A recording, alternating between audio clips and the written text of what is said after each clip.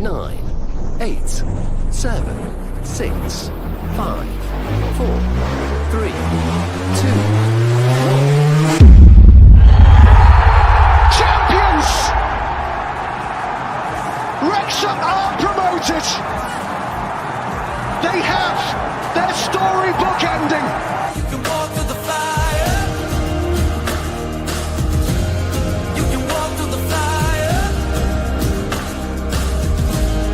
When it's down to the wire. You can walk through the fire. Well, howdy, everybody. Welcome back to the Wrexham Texan I think it's number 93 or 94, somewhere in there. My name is Jake Green, and today I'm joined by maybe the most adamant Wrexham fan that I've come across thus far, and that includes some of you people from Wrexham. So, Steve Irwin, welcome to the show, my friend. Hey, glad to be back. Hey, I'm looking forward to that Centennial podcast you threw out there, man. Number 100. I know. I think it might be the first, I think that might just happen to line up with the first game of next season. Oh, which, wow. Which would be pretty epic. Yeah. Well, that's awesome. Well, yeah, being back in the championship or being in the championship, right, is, quite the feat, right? So, Jake, this is going to be my first summer in the last 2 summers where I'm not going to be going to travel to watch Wrexham play. Like, even though Steve Irwin should belong in Australia to go watch it, there's no way with our girls' busy summer schedule. Like, there's no off season in soccer, which leads perfectly into this podcast, right? Yeah, man. Yeah, both your girls play. Both of them play very well and play a lot. How are they liking it right now? So my older one went through some adversity this year. Of all things in practice, just before the Christmas break, she took a hard shot. And of course there was 2 strikers on our team that could just rip a ball, like to this extent that I didn't want to stand in front of them. Right. But one of them happened to rip it, and she was cutting across goal, and she thought she was avoiding it. So she went to go turn her head and sort of duck, and it caught her in the back of the neck, causing whiplash and a concussion. So for those who don't know, because, some of your listeners are going to be from overseas, right? So here the process to get an MRI is not quite as easy. They probably should have did one that day to show the inflammation, but they didn't. They just automatically put in a neck collar. So she came back to action, and my daughter, just so everybody knows, she's a back, and she's a physical back. She's one of the ones that puts her body on the line every game for her team. If she doesn't make at least 2 or 3 slide tackles in the game, she's disappointed in herself. She just loves, dropping on the field and smashing into somebody. Also, just contact alone, right? So, like me being the hockey player dad, I'm like, okay, I'm okay with this, right? But unfortunately for her, it didn't really heal up, and she went to go head a ball, and it just sort of hit the top of her head, and probably the spin and the torque on the ball re-aggravated a concussion and then the neck symptoms again. So she missed the last half of her season, and that poor kid was in a neck brace for 8 weeks. And for anybody that thinks it sounds extreme, the problem was the ligaments in her C2, C3 were slightly inflamed, and they do not mess with that area at all. Jeez. So now she's getting back into it. And at some point in your life, you were a teenager and you've interacted with teenagers. They don't always listen to you. So we've been warning her, like, hey, when you go back out there, it's going to be different. Like, you're going to have pain, and that'll eventually stop because you just got to rebuild those muscles, but you're going to be out of shape. And now, like, I give this kid credit. She works hard. So she's this week, I'm not even kidding you, she had a running coach at 8 a.m. Immediately went to not immediately, that's a lie, but then went to a training at 1 from 1 to 4, and then came home for an hour, and then went back out to another training from 6 to 8:30 p.m. Jeez. And this is in Arizona heat, by the way. So one was indoors, one was outdoors.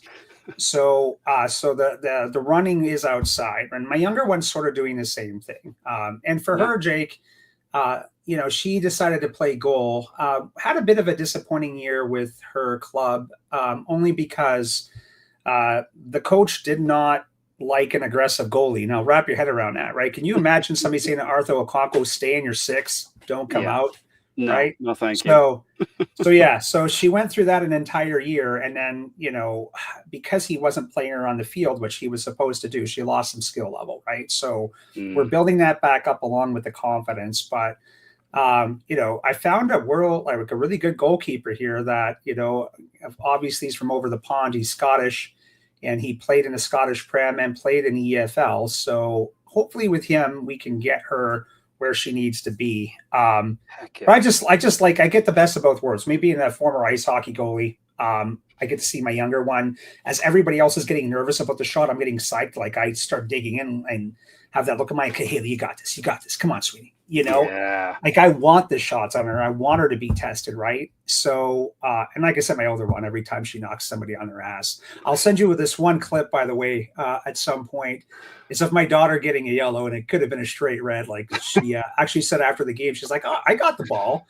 And the clip, no, the ball was long gone, and my daughter just pancakes her. So another proud dad moment. That is definitely a proud dad moment for a hockey guy. That's great.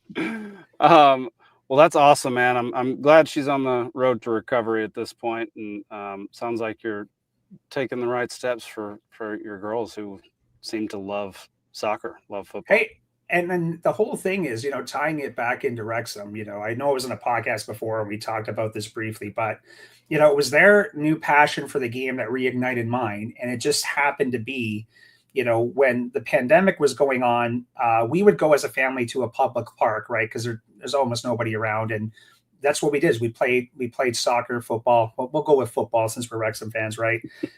And just played with them nonstop, right? And like that was our activity. So that's right when Welcome to Wrexham, was established. And I was like, hey, let me check this out. And then picking a team, like I said, I could have been the guy that picked Man City because they were on top, during those times, or I could have picked a Liverpool, right? And I went on like, I'm going to pick this up and coming, rise back to the top. Like when I say up and coming, I'm like, they got investors back into their company, right? Or into their program, right? So we knew where they were sitting. So this is why I always crack up, Jake, when we get called these bandwagons or Disney fans, right? Like, no, I could have picked a Premier League team, and I chose Wrexham because I loved the story of the town and what it meant to the town, and watching this team rise back up, right? So, love it. And you hit the nail on the head. My wife will say it. I'm relentless because once I love something and I'm into it, I'm into it.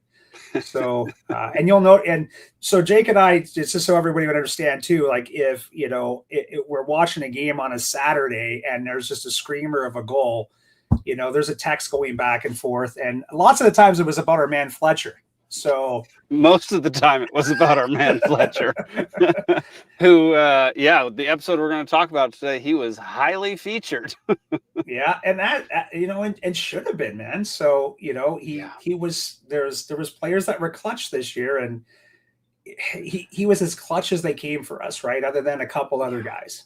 He really was, man. I forgot that so many of his clutch goals came 4 games in a row. I completely forgot that, just because you just kind of get used to it over time. You just, he's coming in. Okay, we got this. We're going to get a goal.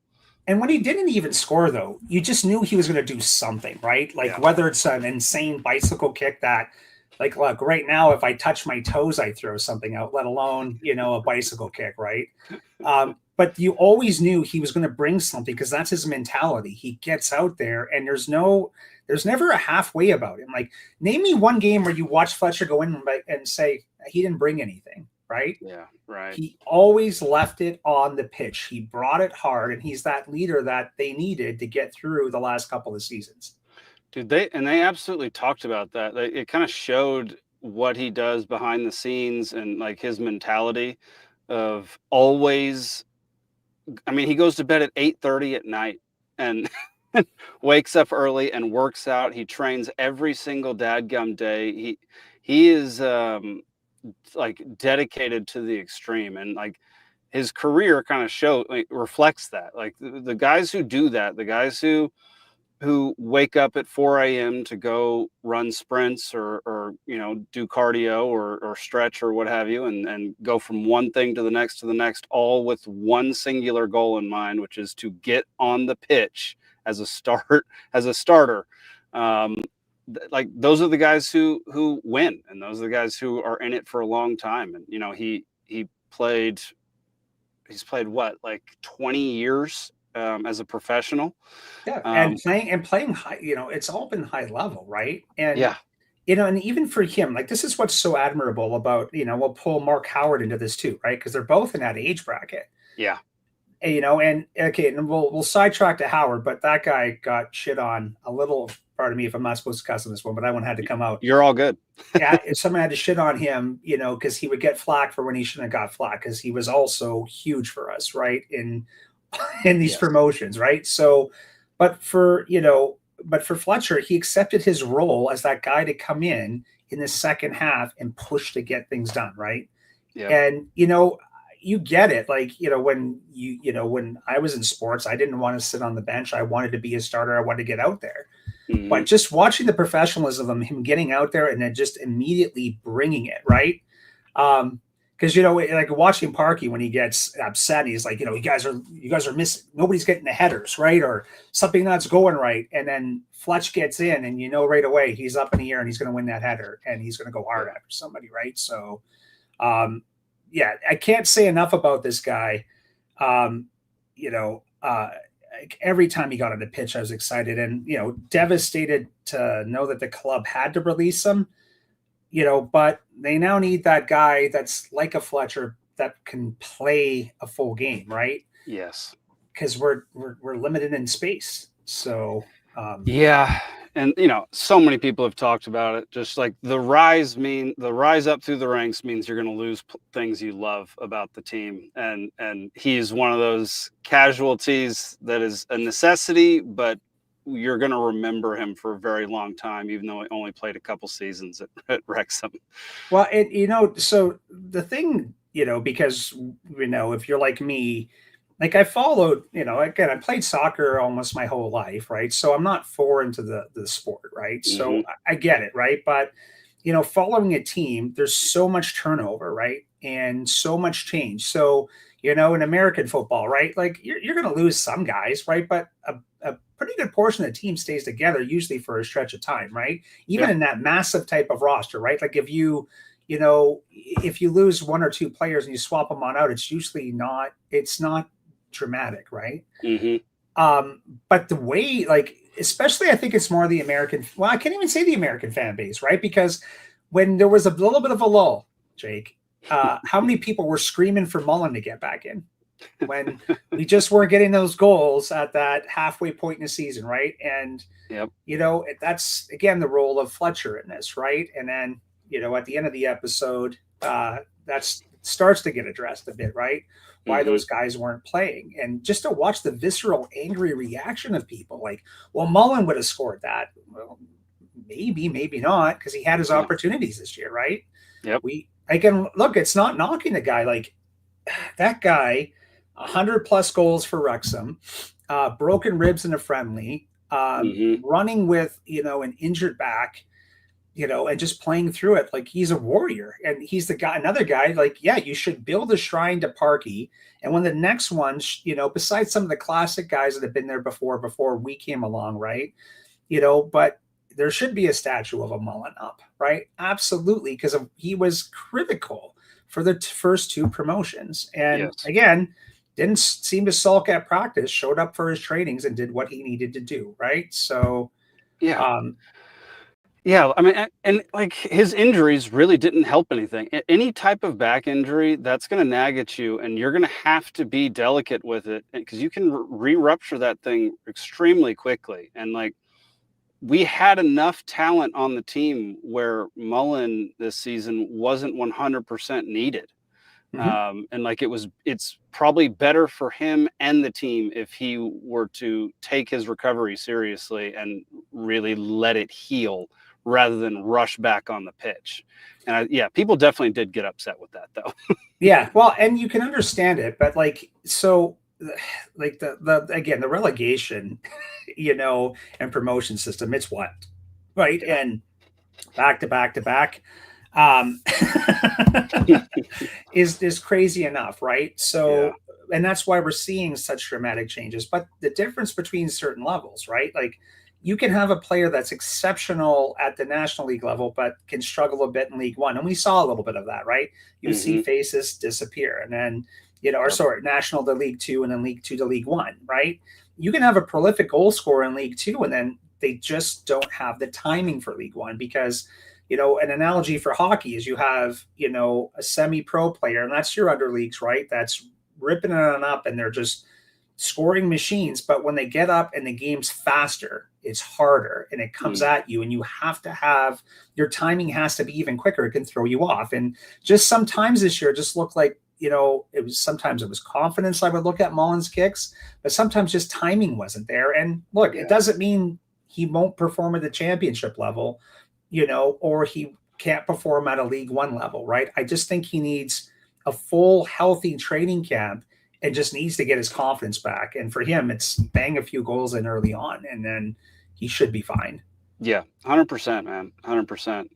I find it interesting that the Welcome to Wrexham has seemed to highlight two Wrexham podcasts, and that's it. It's Rob Ryan Red and it's Fearless in Devotion. My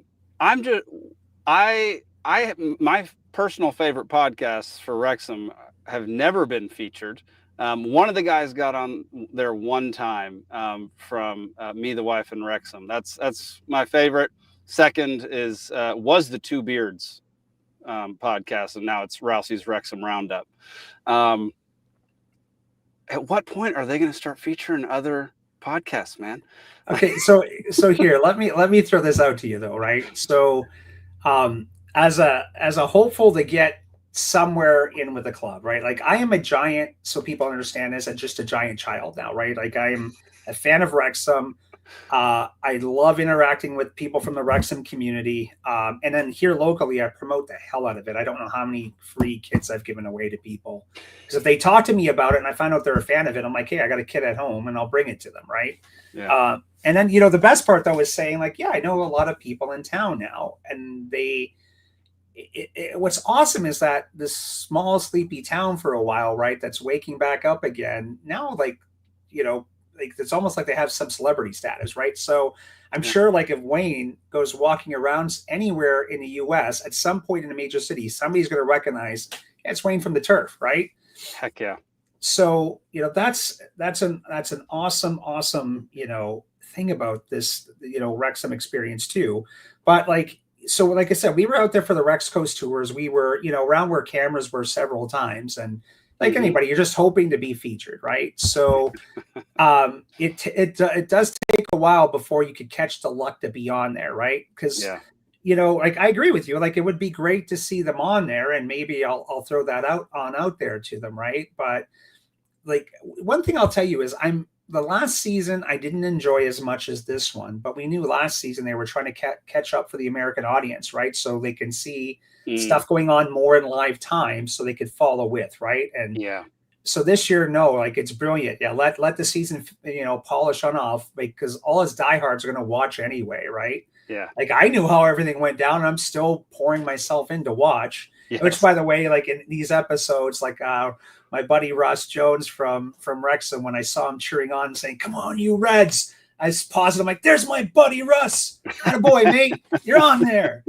So I messaged him right away, and he said, "Steve, I've been blown up about 100 times." Right? I'm like, "That's awesome." But yeah, it does take quite a bit to get in there, right? And so that's part of it. But yeah, like it would be great to watch people get featured, right? And see more people out there with their, different and varying opinions, right? Because, I'm like you, like I can't, dude, I wish I had the time. Like I tune into different podcasts and sort of just, catch random episodes from time to time, right? Because I just, like when I talk to people about my soccer life, when my girls are playing club soccer, They both practice 3 days of the week, and it's, an hour and a half practices. At least this year, they're going to be closer to my house, but we were driving half hour without traffic, 45 minutes to get there. Right. Jeez. So, and then coming home, and that Arizona sun early on sucks the life out of you. When it's cold, I'm loving life. I'm the only crazy idiot, still, not layered all the way up, enjoying it. And it's just the weekends, right? Because, a lot of people, and I'll throw the shout out to my good friend Steve Jones, who was in episode 4 of season 1, the TikTok one. He's the one that put on the new kit and was playing with it on his phone. Love the man, great sense of humor, good, just a good guy. Really like Steve, and my buddy Jim from the Logger Club as well. But I would talk to Steve while I was watching my daughters play, right? And I would just, put on the reverse the camera so you can watch my daughters, across the pitch, right, and watch them play. And then people, the funny thing is I became known as Wrexham Steve, essentially, like, who's Steve talking to? Well, he's talking to one of his buddies at Wrexham, right? So, again, another beautiful part of, being a fan of Wrexham and getting to know everybody. And one other thing I'll just say is, from the players all the way down, like, there's not too many people that are unwelcoming, right? Like, everybody I've interacted with have been really great, and very open, and want, love anybody supporting the team, right? And you've seen several cases of that yourself, right? Yeah, for sure. I mean, even a guy that I criticized on one of my podcasts just critiqued one thing he did. Even he, like, a lot of people jumped to his defense and bashed me, but I reached out to him personally, and he was like, "Oh, no big deal. It's all good." It was just a passing comment, and everybody that I've run into so far, I've not been met with any hostility or aggravation, or no one seems annoyed, that you're not a lifelong Wrexham fan or anything like that. So, and to your point, though, the one thing about Wrexham itself is if you go after even the smallest thing about the community, they are on you. And I sit back sometimes and see somebody make a comment on social media, and right away I'm like, oh, this is going to blow up bad. So. Yeah, you're very right, and that it's a hard line to walk when, the whole point of my podcast originally was to just analyze and dissect the show, which meant coming at it from, I'm a filmmaker, coming at it from a filmmaker's perspective and being like, that's not a good story. This is what they should have done differently. They should have put the camera here. They should have told this story differently. And then a lot of the times it comes across as though I'm criticizing the town or criticizing the club or criticizing, a person. And it's just that's not my intent with this whole thing. It's more just to be like, look, I want this show to succeed, and I want them to do it extremely well. And I want I want to have 10 seasons of Welcome to Wrexham. And they go through ups and downs. Every show on earth goes through ups and downs. People stop watching, people start watching, people don't like this, people don't like that. And I've watched enough documentaries and documentary series to have a decent perspective, and made enough of them to have a decent perspective on what works and what doesn't. And yeah, it's just my opinion, and you don't have to take it so seriously. Yeah. Well, that's part of it too, right? Is, people should be allowed, people should be allowed to have an opinion and not be attacked, right? You should be okay to express something, as long as you're not just all out bashing the player. And again, some of the criticism that we knew from this year, right, is, we're winning a goal by one game. And they're all so tight games. We needed a striker to come in, right? And you love watching Parky trying to find the answers within. And the amount of criticism that man gets is ridiculous. Again, guys, now that guy should be one of your golden gods, and, he's human, right? So allow him to walk through the mistakes, right? But another thing, Jake, is, again, as a fan, I don't know what's going on in the locker room. I don't know what's going on in these people's lives, like the players. Yep. And this is what's brilliant about the series, is bringing the human component to it. As somebody may be being bashed, you're like, oh, shoot, his wife is really sick, right? Or, there's another family issue, and then you just realize that they played through that. That's incredible, right? They didn't just buckle and give up, right? And Jake, I want to go back to one more thing, because sort of like my comment though about Mullen was, about timing and things like that, right? So if we go back 1 year, and I'll name a player, Ryan Barnett, right? So last year, in my opinion, he looked good, but he didn't look phenomenal, right? And the start of this season, like easily our best player for the first 2 months of the season, right? Yes. Like Barney was serving balls up, and then getting the confidence to land some beautiful strikes, right? Like he just played out of his mind, right? Until teams started to counter him a bit, right? And not giving him the space and not giving him the room, right? So this is the funny thing about the sport, right? It's like people, all of a sudden say, well, what's off with this game? I'm like, the other team's adjusted. Yeah. Right. Like if you're watching him lob ball in after ball in, and now he's a scoring threat, you can't give him cushion. Right. Right. So, again, and it's another tough league that we were in this year. Right. So with Mullen, like I have a feeling he didn't get injured the previous year. Right. And didn't have the back injury. We'd be seeing a different version of him. Right. And then, the stuff with Palmer. Right. Because some of this stuff starts to leak out in this episode, right? Which, by the way, was another great one with Parkinson's 1,000th game, right? 1,000. It's awesome. It's incredible. If I'm given, if I'm allowed to sit down and have a pint and a bite to eat and have a conversation with anybody in Wrexham, and I'm, like I said, there's so many, like I'm talking about somebody in management or on the team, right? It would just be him because of his wealth of knowledge and everything he's seen. Yeah, he'd be a great one. Actually, that's a good conversation to have. Before we get to, we're going to have that conversation. Before we get to that, we have a comment. Right. JT says, right now, Wrexham is what football used to be in the UK, a representation of the community and the people. It will be interesting to see how that develops if the club continues to progress. I love that, man. No, yeah, absolutely. Because everything was community-based teams at one point, right?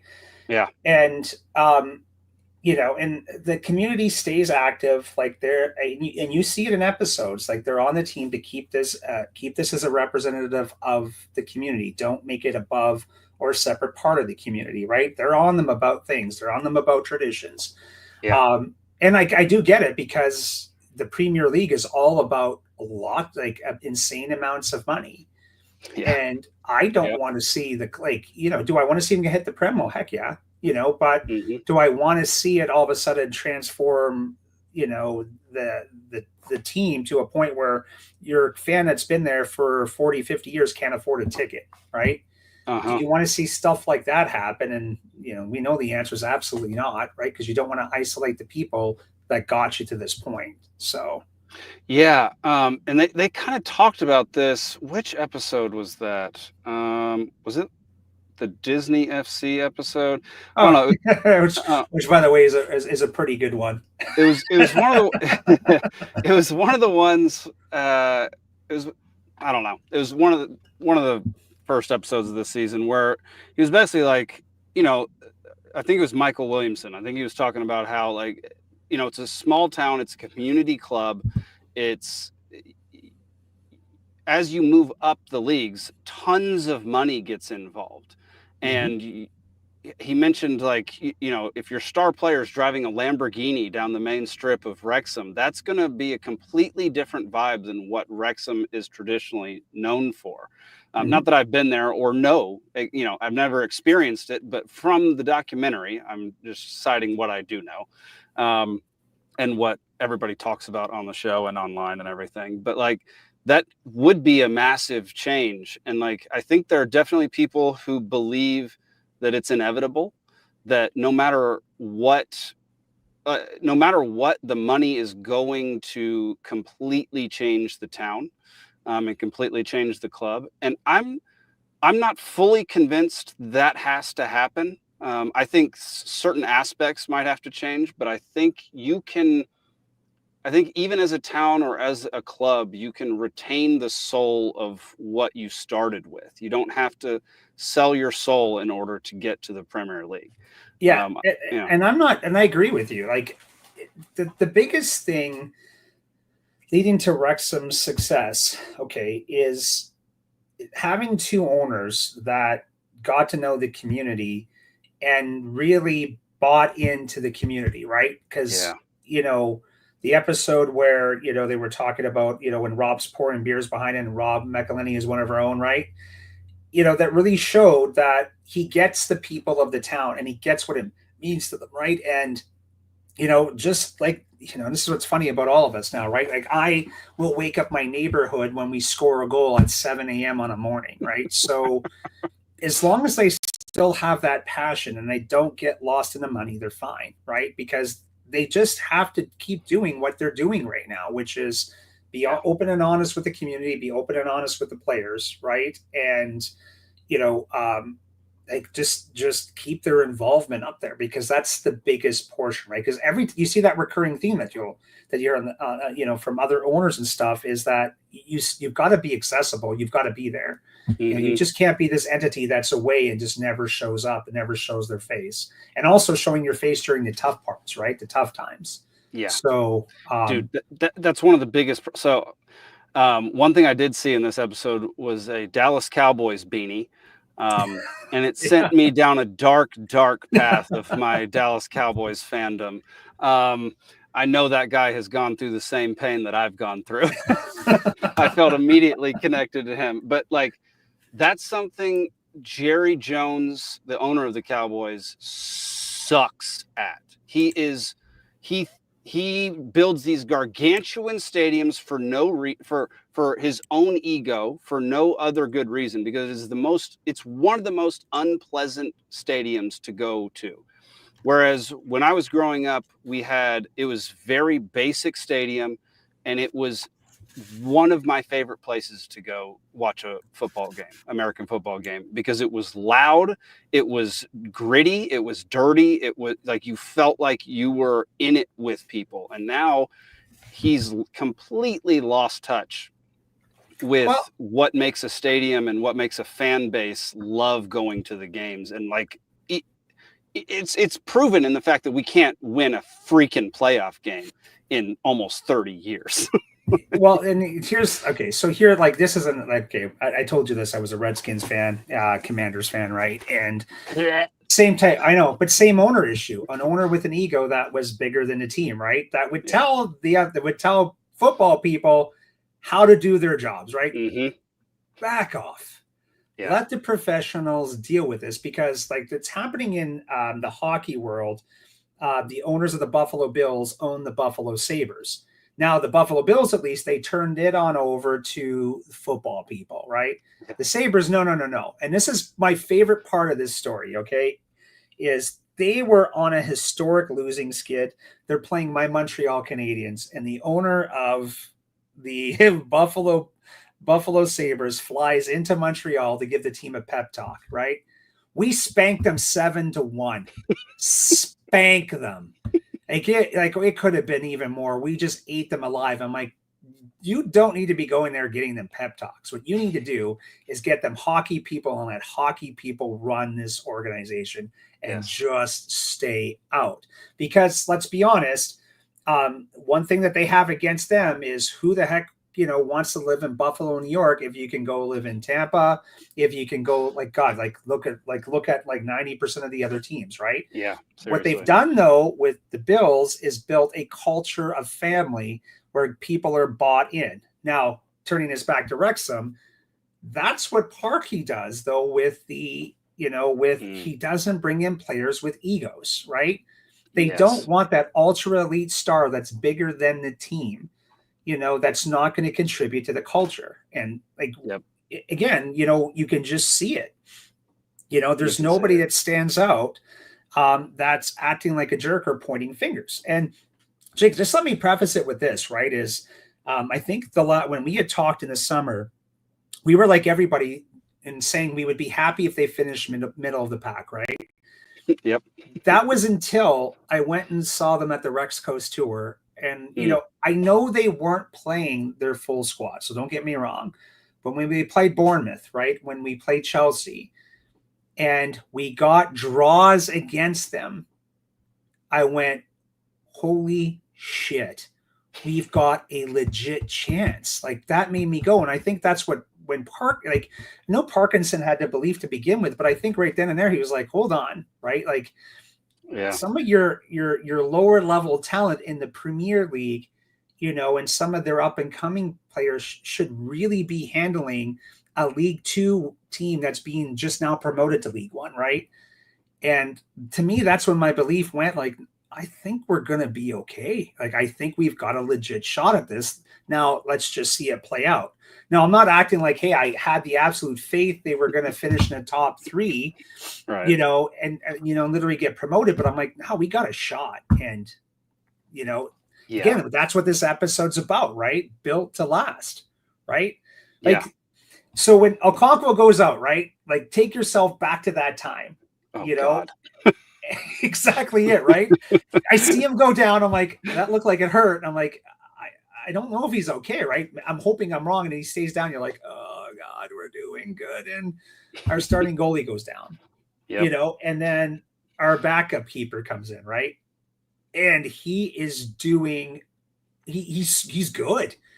Like, he's really good, right? He's making tremendous saves. So again, when Parky points out, it was at this episode or the last one, I think it was this one with his injury, right?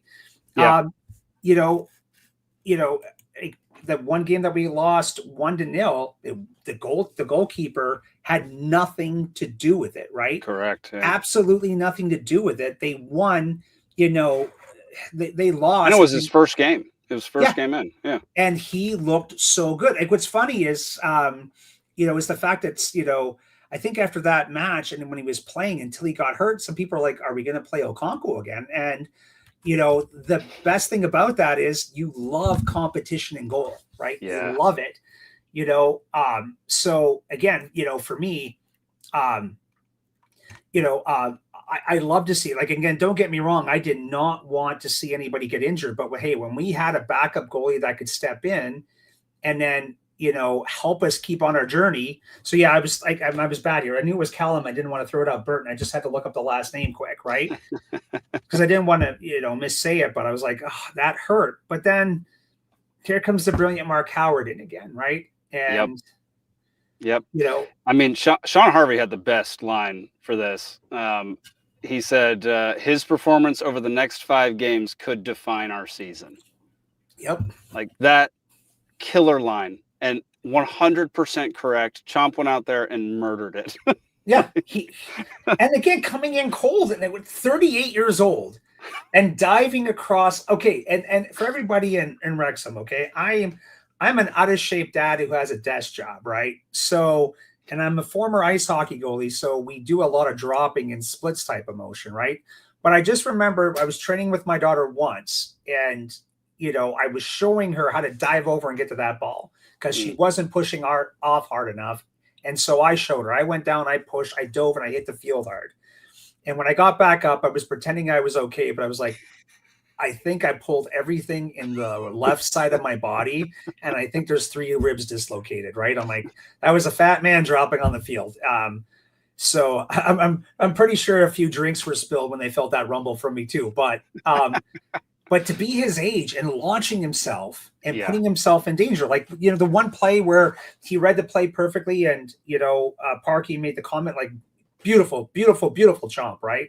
Yeah. Came on out, put himself on the line, read it perfectly and risk getting smashed into again, right? Is just incredible.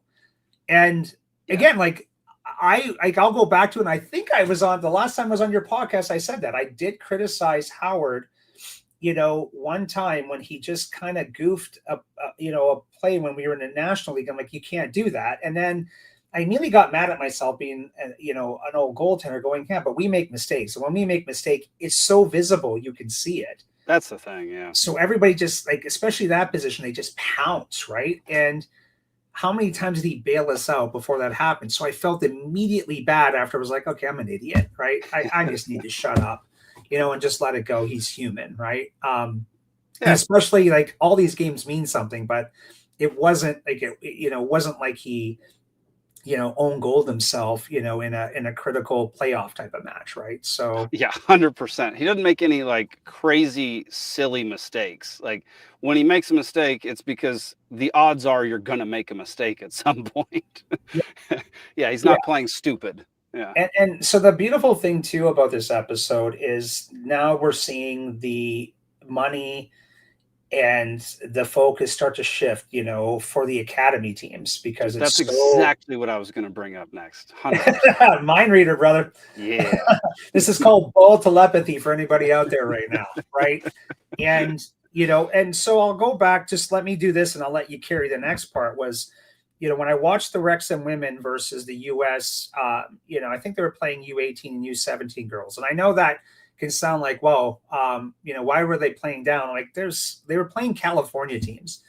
They're just to put into perspective from anybody watching this, there's more people in California than my home country of Canada.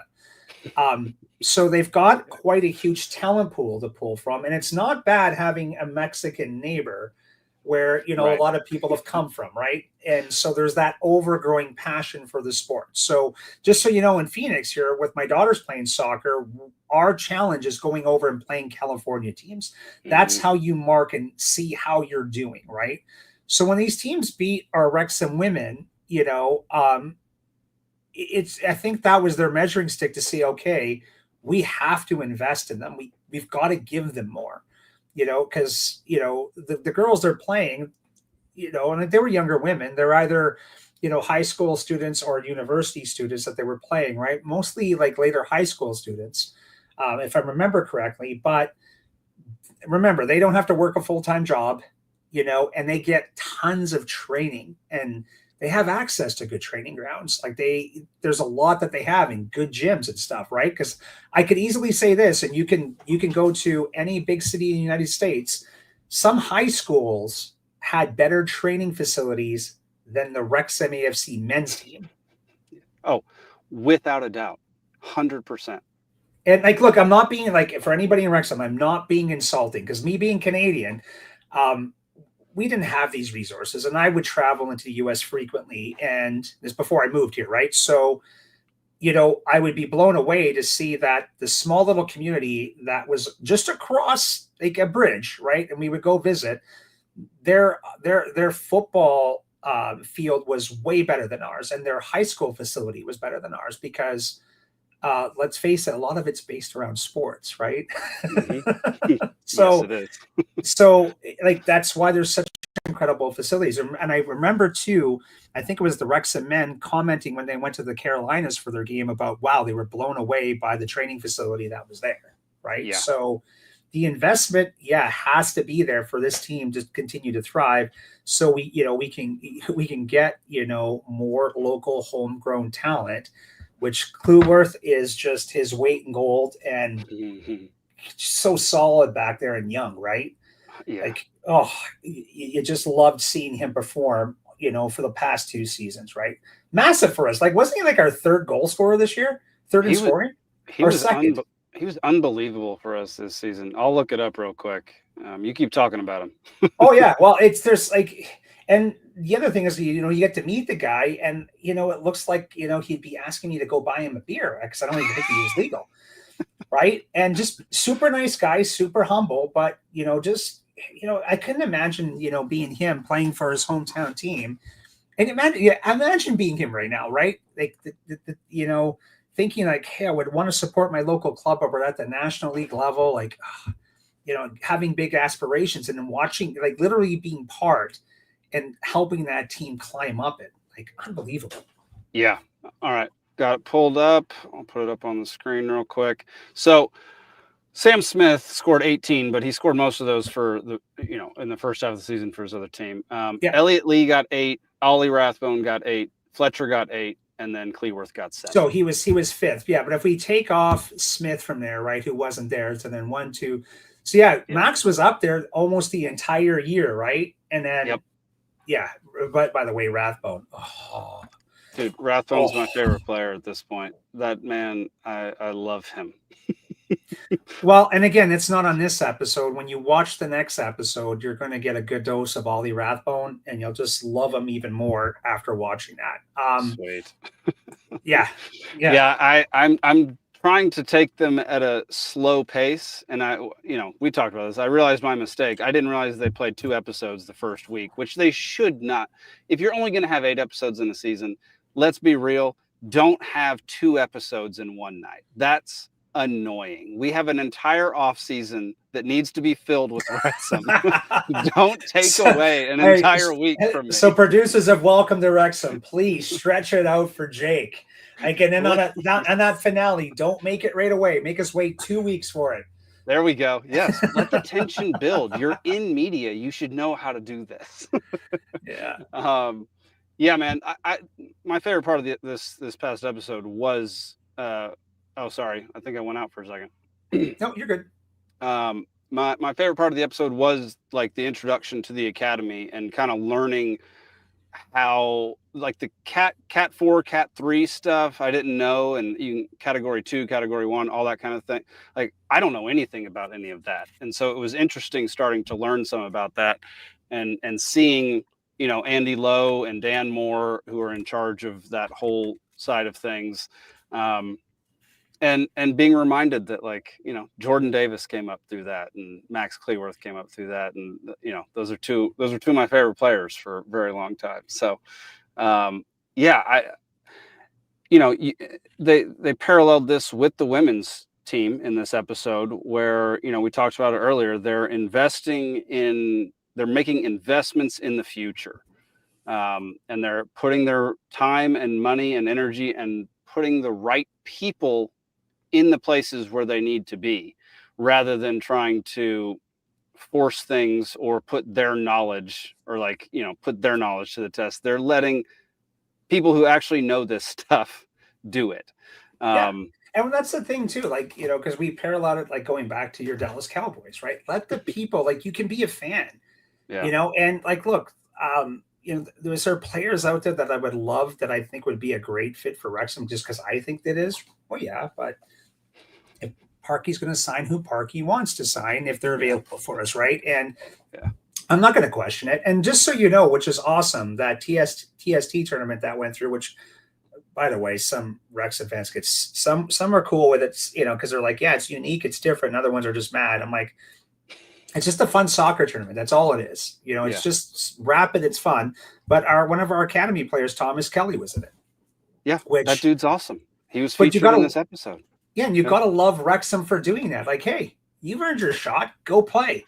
Go play in some fun soccer against some good. And that's the other thing that people didn't realize. There were some talented players out there playing in those games. So, yeah, absolutely. Love, that they did that. And getting, you're right, getting to know, the academy players. Because again, now when I finally make my pilgrimage across, and I'm there, now I want to see when there's going to be an academy game, and if there's an academy game at the racecourse grounds when I'm there, right? And if not, where are they playing, or can I get in to watch them practice, right? Like, I'm going to be that guy, trying to take in everything I can about the team and then the town when I'm there, and everybody's already prepared. And again, I got to throw this out there though, like, because it's not typical. Like, I've got people, and this is why I love this town, is I've got people that will pick me up from the airport. I've got people that have offered me to stay with them, right?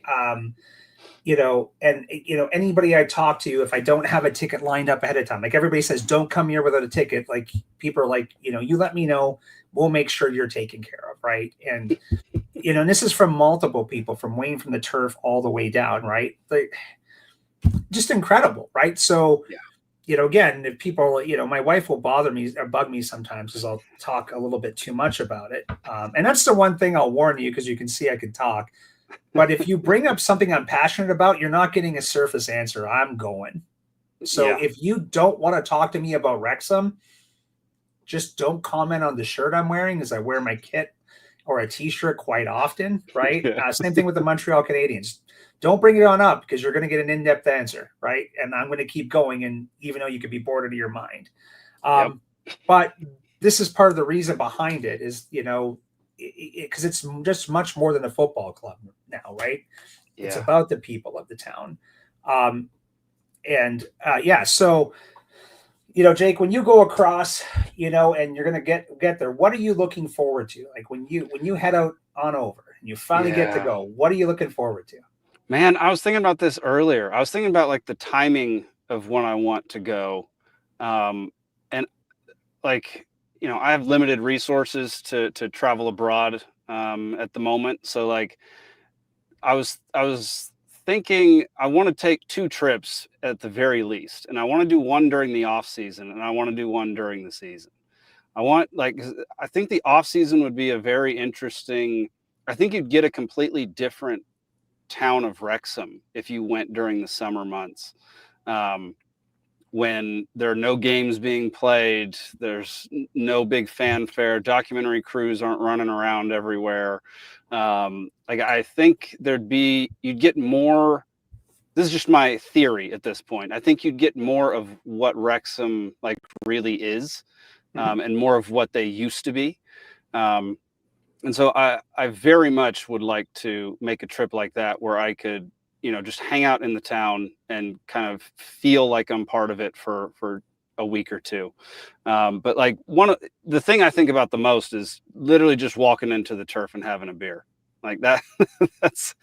that's the main thing that I care about. Like, I know it's very difficult to get tickets to some matches, and the timing is everything, and you can't always pick the time that you're there. You don't know which games are going to be played or sold out, or what those teams are going to be doing at that time, and if those tickets are going to be in high demand or not. So, you're not in control of everything.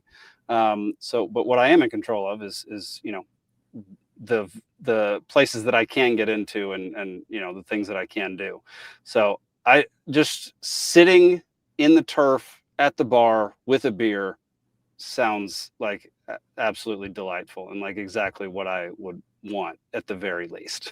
Now, one thing you're going to find is if you talk to anybody that lives in Wrexham, because Wayne's not going to tell you, yeah, don't come to the turf and have a beer, but they are proud of their country, which they should be, right? And they're going to tell you, don't just come here and stay in a few spots. Get out and see Wales, right? Oh yeah. Go see some castles, right? Go out and see the beautiful countryside. Go see the different cities that are around, right? But I agree with you. And this is why, like, when I make trips, because it's going to be multiple. My first one is for me to go be the fan that I am, and to get there with my buddies. So my buddies at the Lager Club, right? To sit down in the Lager Club, have some beers, sit there and talk to everybody walking in, because they, again, my buddy Steve Jones will turn his phone around and say, hey, Steve from Phoenix is here, right? And I'll say hi to everybody, and to talk with people from town. But then the people that are regularly featured in a documentary series that I talk to, right? Like, to sit down and talk with them. And it's not just about football, but, the football and the documentary will come up, right? But then, everything about them as people, and really get to know them. So that just makes that bond me with the community even more, right? Yeah. Even better for me, right? And like, there's lots of people. Like, I'm sure, have you seen Lou Lips? She is like on every single social media post with her short cropped hair, her red lipstick, her bright red glasses.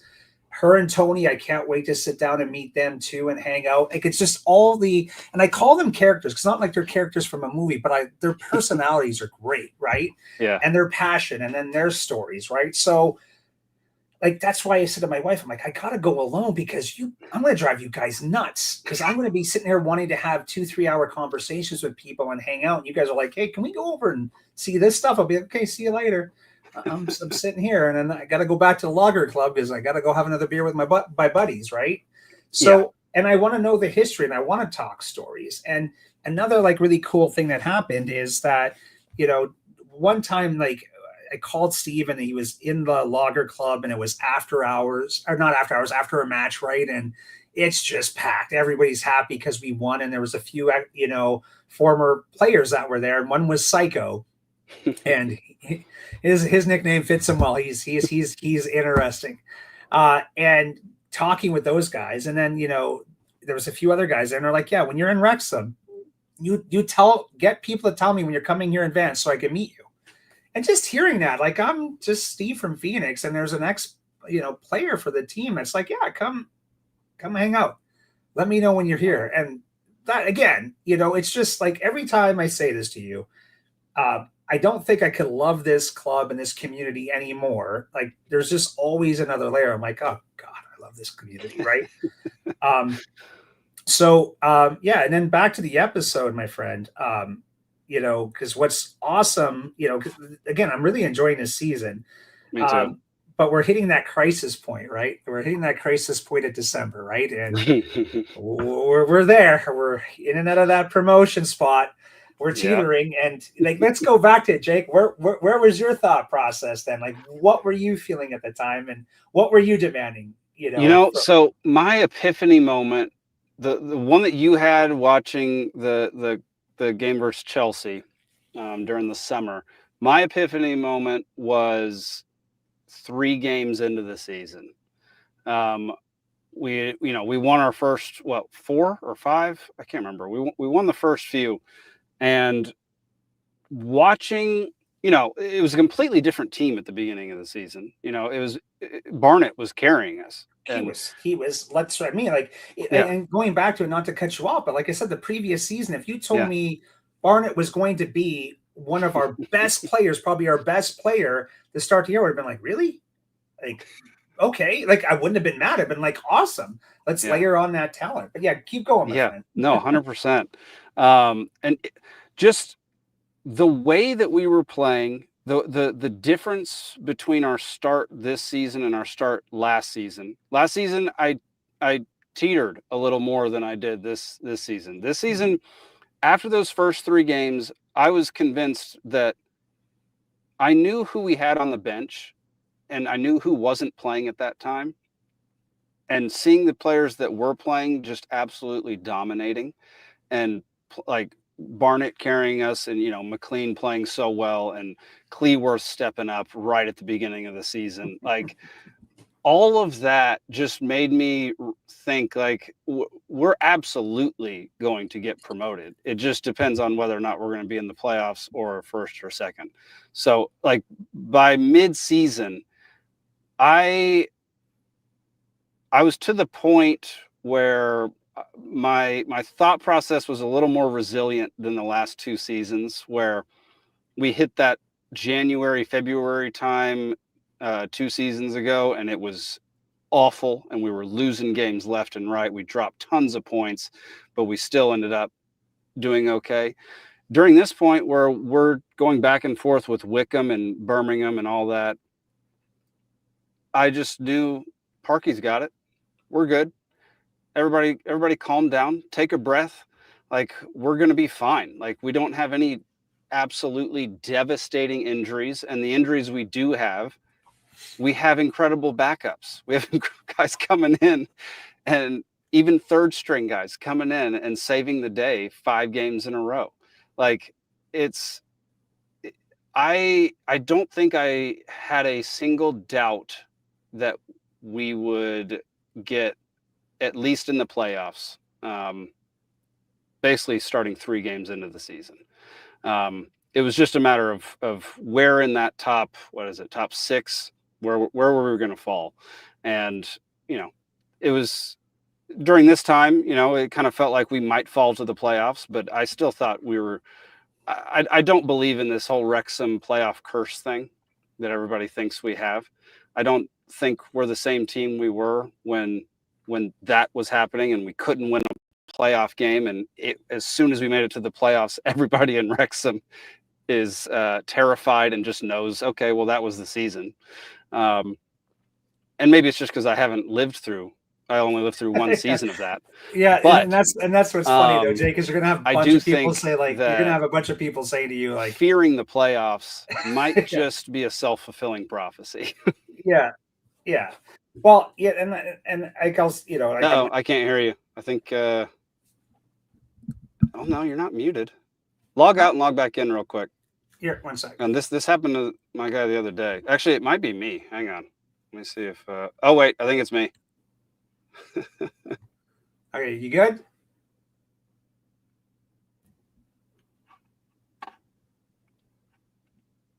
Uh-oh. Okay. You still there? Yeah, I'm still here. Okay, you there? I'm here. Man, I can't hear you still. Here, one sec. Which means I don't think they can hear you. Let's see. Oh, there we go. I hear you now. You can hear me? All right. Yes, sir. Yeah, I do a podcast too, and every once in a while I'll do that weird thing, right? So yeah, I did make a comment because when you were saying about the, your epiphany and stuff, and you didn't react, I was like, okay, I figured something must have been up. Gotcha. Yeah, like the whole curse thing, because I was laughing, going, yeah, with the curse, it was just kind of like that narrative that was going with Wrexham at the time, like they just couldn't catch a break, right? And here's what, like, again, I'm throwing this out to everybody that lived in Wrexham. Like, I wouldn't wish what happened to you guys to anybody in the world where the team is trying to be ripped out from underneath you and the struggling part. But now, after the struggle, like, is this worth it? Like, was that now where you can put that all in the past and just say, that's gone now. We don't ever want to go back. Let's make sure this never happens to us again. But, has this made up for it, right? Because like history making back to back to back. Again, like a newer fan, like I still can't believe it happened. Yeah. Right. Like, because, after learning how hard this is to go up and to move with money and with depth and with players, right? And it goes back to the episode, like it built to last because they had the depth. So, like, for example, there was Rodriguez was kind of criticized a lot this season. I'm going ahead in episode, but but we all know what happens with Wrexham. But I think he's like one of those players that his game will elevate when he's in the championship level, right? And Sam Smith is an unbelievable athlete, and he's much younger, right? But take a look again. Like, I'll compare that to Barnet. Barnet League 2, Barnet League 1. Barnet League 1 version was, yes, love Barnet, right? But Barnet League 2, we were like, okay, wish he would do more, right? And he just needed faster pace and people to feed a ball to, right? So, like, who knows what's going to happen with Rodriguez? Like, he may become one of these players that people are like, well, shoot, I spoke too quickly about him. We'll see, right? Yeah. But it's the depth off the benches that built this, that helped this team, right? Even like when I saw Revan, in the summer, I was so pumped up about him. Like, man, that guy can go. Like, he's another little engine that just keeps going and going. Just no luck finding the net this season, right?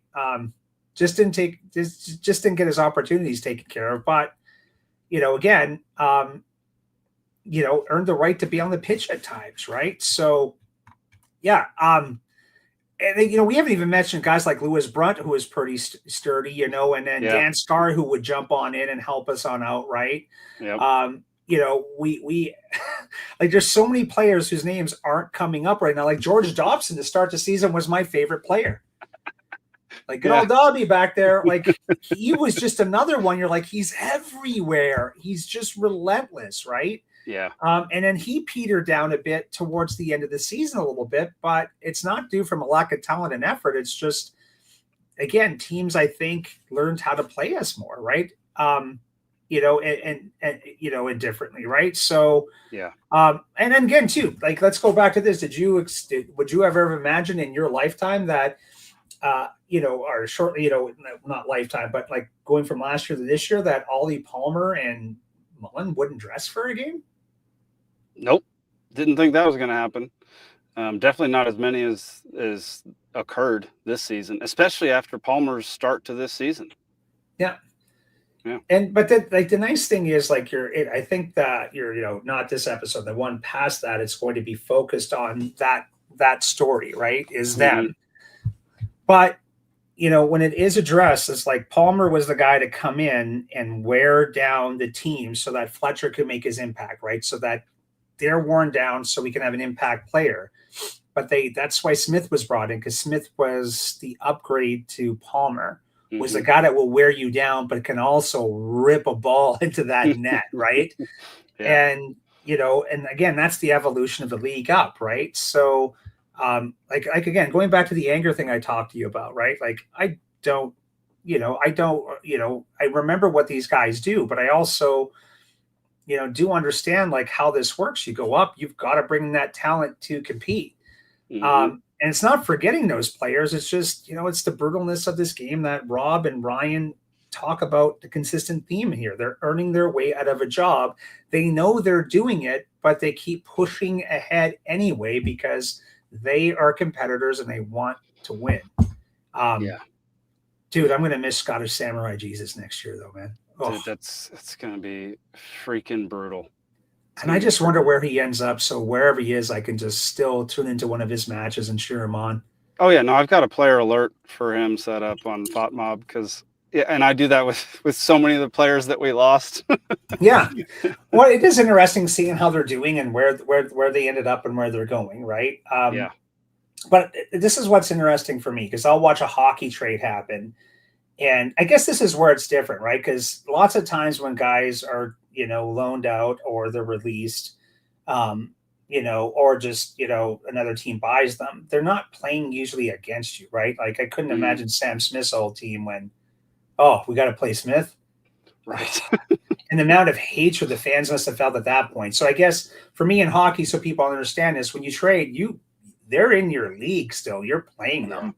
And that's why it's, same thing with football, right? You're like, like my favorite players on this team now, and I've got to watch them. Like this sucks. Yeah. So I guess the difference for me with this is like, Fletcher's not going to be on a championship team next year. So yeah, I'm going to cheer whatever team he's on, like a lot because I want that guy to succeed, right? And if the inevitable happens and Palmer or Mullen are, ever released and they go somewhere else, well, yeah, I'm going to cheer for them. Hell yeah. Hell yeah. Right? Absolutely. Like, to me, there's much more of an attachment, and this is that, again, weirdness between relegation promotion that we're not used to as North American fans, right? Oh, yeah, 100%. And it does take some getting used to and wrapping your brain around and just accepting the pain that you're inevitably going to feel. Yeah. And one other thing I'll say about that is, when Mullen wasn't playing this year, and again, I understand people's visceral reaction. Like he was the guy, like he was our clutch for 3 seasons. Is just that going back to it, we don't know what was going on in his personal life. We don't know what's going on in training grounds because when people will make statements like, "Oh, Parkey hates him," I'm like, "Oh God, Parkey doesn't hate him." Because if he really hated them, they would be gone, right? Like, there's a transfer, they're going to sell them off, right? I'm like, "Oh, can we stop with those type of statements, right?" Because the coach is picking who is performing best during practices that week and based off of last week's game, but then also with in mind the team that's coming up because not all teams are the same, right? Like they will tweak certain players, just a few, depending on the opposition, right? So like that's the kind of stuff that gets annoying. Like he doesn't hate somebody. And I remember this one person, God bless her soul, but she's like, Mullen would have scored that. And I forget which game it was. And I'm like, okay, again, like I'm not bashing Mullen, not one bit, but like we watched him numerous times fire a ball over the net or wide this year, right? I'm like, no, he probably wouldn't have, right? Yeah. Because he was just struggling a bit this year. So don't bash Parkey or that player that, missed that chance because look, if it was, like let's just say it was Ollie Rathbone ripping that shot and that person's making that comment, I'm like, Rathbone is unbelievable, right? Like if you ask me right now to pick my roster and I had to pick between, no, they're not in the same position, but Rathbone or Mullen in the lineup, I'm like, Rathbone all day long, Sam Smith all day long, right? Now, like it's that type of stuff, right? And I really, really, really hope that Mullen has a great offseason, finds his confidence, finds what he needs to do, and we have another scoring threat in the championship league that's already on our team. That would be unbelievable. We can hope, we can throw it out there to the universe to answer it for us, but we'll see. All right. Well, we're just over an hour right now, so I've got 3 more questions for us to talk about, and then we'll wrap it up.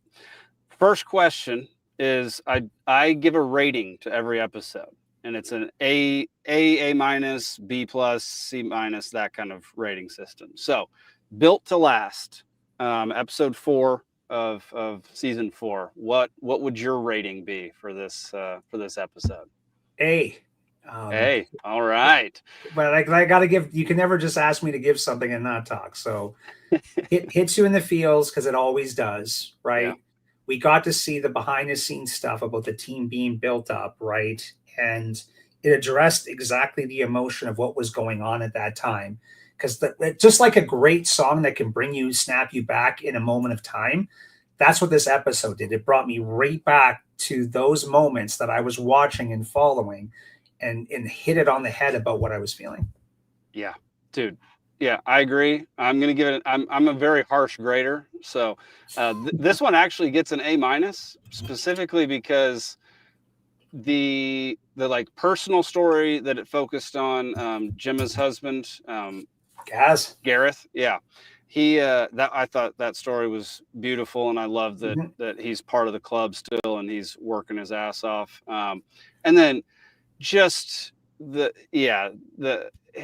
whole Fletcher storyline, knowing how it turns out now, like that, I'm going to rewatch that episode 100%, because that watching Fletcher be absolute magic for us during that stretch was unbelievable. And just so you know, like there's certain people that you meet and they just give off that energy. And just seeing Gaz in those episodes, I'm like, he would have been somebody I would have been intimidated to play against. Yes. Just looking at him, because he just has that presence about him that he's going to freight train you to get that ball, right? So yeah, no, he looks like he would have been terrifying on the pitch. Yeah. All right, question number 2. You just formed an organization. What did you just form, Steve?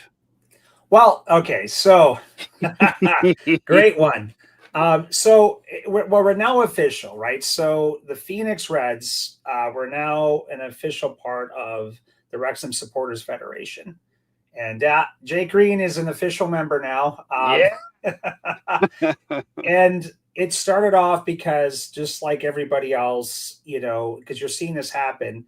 When a lot of people bought into Wrexham and we all became fans, people were looking for other people to celebrate with, right? And to go watch matches. And where this really started was before the first Rex Coast tour. I met Jason White, Karen White.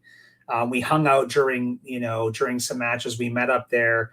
Nick Demas, there's lots of people now that locally, like, we do get together from games now. So people from Wrexham can understand, if it's Wrexham or anywhere else, Phoenix is huge and sprawling.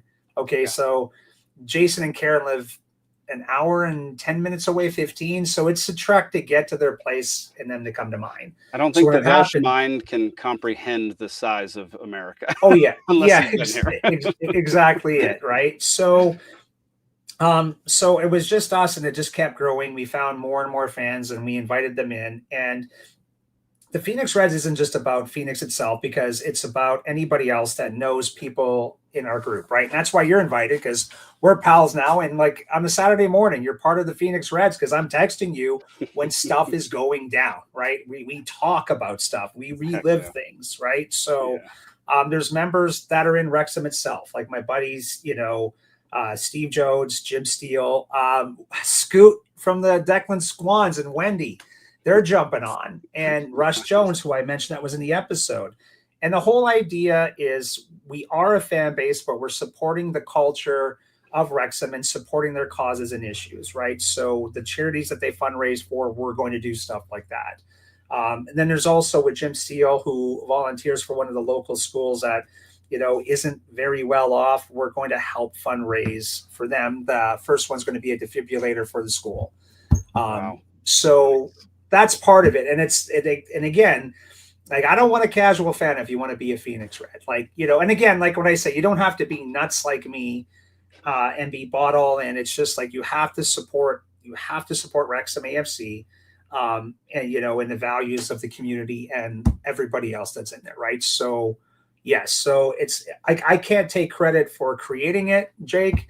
I can be one of the ones that helped founded it, right? But now it's out there. The Phoenix Reds is for anybody. And like, hey, at some point, like, I'll get out the contact info, hit us on up, because if you want to help, you want a fan base you can cheer with, you know, a group that, you know, is, you know, we got a WhatsApp chat, we've got Facebook groups, we've got Twitter, Instagram. But then if you also want to help support Wrexham causes, you can get in touch with us and we will happily steer you in that direction.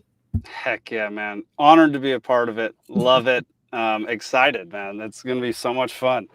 And yeah, I can't wait to watch it grow over the years. It's going to be very fun to be a part of that. And Yeah. I appreciate you letting me in. Aha. It was an absolute must, my friend. An absolute must. All right. We touched on this a little bit earlier. I'm going to go first, and then you're going to end the episode with your second pick, because you already said you'd like to share a beer with Phil Parkinson out of all the people in Wrexham. And I think for me, I would like to, the guy I would pick would be James McLean. I've got some strong Irish roots. I love Mr. McLean. I think we'd have a lot to talk about, and I appreciate a lot. Well, first, I mean, I appreciate the crap out of him on the pitch, but like, I appreciate his interviews and his willingness to stand for what he believes in, despite unbelievable criticism from basically every non-Irishman in the stands. And I love that man, and I really like what he stands for, and how calm he is when he's not on the pitch. Yeah. Well, and for him to hold his composure and just smirk, right, when people are throwing stuff at him and cussing him out, right? And you know, and he stands for his values, right? And that's something I can appreciate. If he believes in something, he's not backing down, and I can appreciate that. Yeah. 100%, man.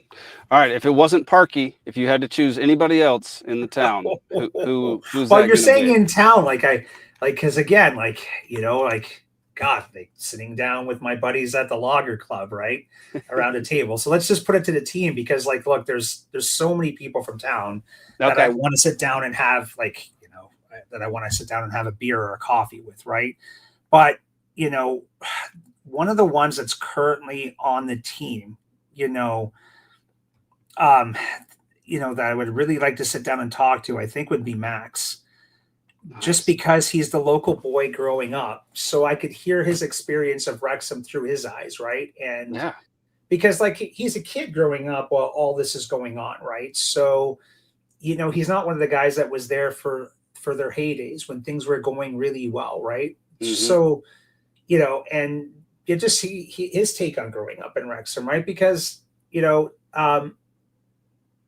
you hear so much, like, how you watch the town deteriorate, right? When you watch old footage of the town and things, you know, dropping down. But, you know, what was his, like, how was his life growing up in Wrexham? You know, you know, did he always imagine himself playing for Wrexham, or did, you know, because I won't fault him if he ever said, well, you know, I was looking at Liverpool because they were in the Premier League, right? So you couldn't fault a guy for that, right? But to really get his perspective on stuff, right? And, you know, somebody like, you know, like I toss around like all these things, like, who would I want to talk to? Because, like you're saying, McLean, like, you just know with McLean, you would be getting a hell of, you'd be entertained, I think, for quite a period of time, right? So, you know, Elliot Lee seems like a character too, right? So there's so many guys I'd like, you know, if I could sit down and just shoot the shit with, it would be really cool. But yeah, just Max on that aspect of things, right? Nice. But ideally for me, like, this would all be awesome if we got the players we want to talk to go to the turf. I brought my buddies from the Lager Club on over, and all my other buddies on over to the turf. We're all packed in. And then I buy a round for everybody and say, let's just shoot the shit and get drunk tonight and talk, right? That would be epic for me. Are you sure you're not describing heaven right now?